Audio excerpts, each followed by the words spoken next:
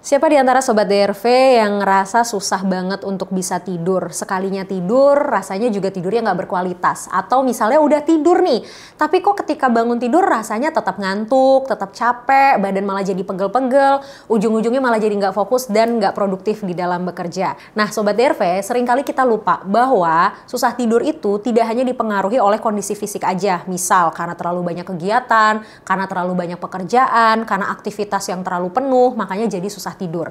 Bisa jadi susah tidur juga dipengaruhi oleh faktor psikologis seperti kondisi stres berlebihan, adanya tekanan, adanya permasalahan yang memang sedang terjadi, dan berbagai macam hal lainnya yang berdampak pada kondisi kesehatan mental. Nah, ketika kita mengalami kondisi susah tidur ataupun gangguan tidur, sebenarnya banyak banget loh cara yang bisa kita lakukan. Apa aja cara yang bisa kita lakukan? Yuk sama-sama kita bahas.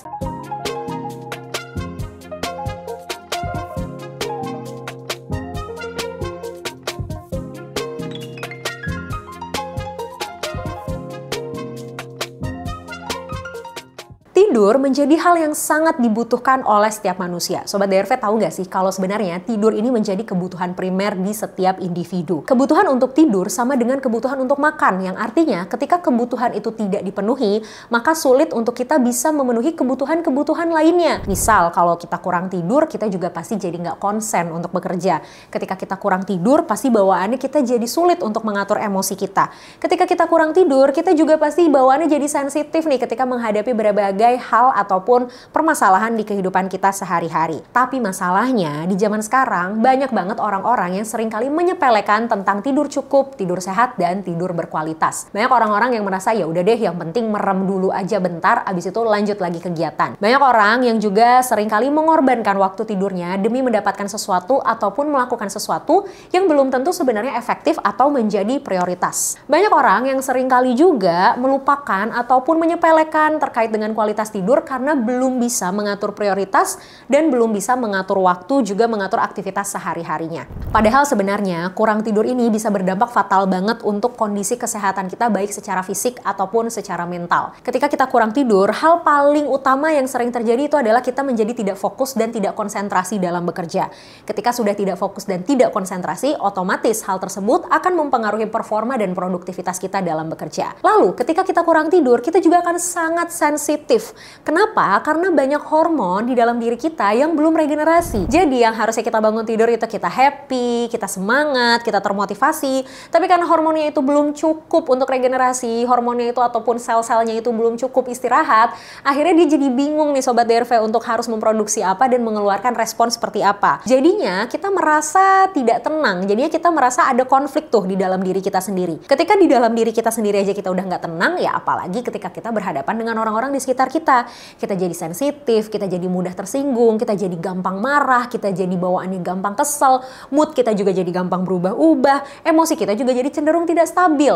Nah, kalau misalnya hal ini terus dilakukan, kalau kebiasaan kurang tidur ataupun sulit tidur ini tidak diatasi, bukan nggak mungkin loh Sobat DRV, lama-lama hal ini akan mengarah ke depresi.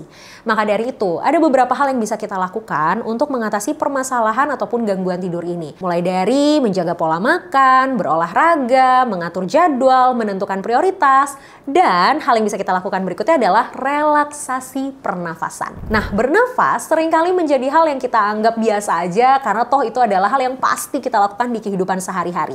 Bahwa dengan bernafas, hal ini akan sangat berdampak pada kondisi kesehatan mental. Contoh, kalau misalnya Sobat DRV lagi marah, biasanya yang paling kerasa secara fisik apa sih? Pasti nafas kita jadi terengah-engah kan? Terus detak jantung juga berdegup lebih kencang. Nah, ketika nafas terengah-engah, detak jantung berdegup lebih kencang, otomatis aliran oksigen ke dalam diri kita tuh juga pasti terbatas. Ketika aliran oksigen terbatas, oksigen juga tidak bisa mengirimkan berbagai macam hal ke otak kita.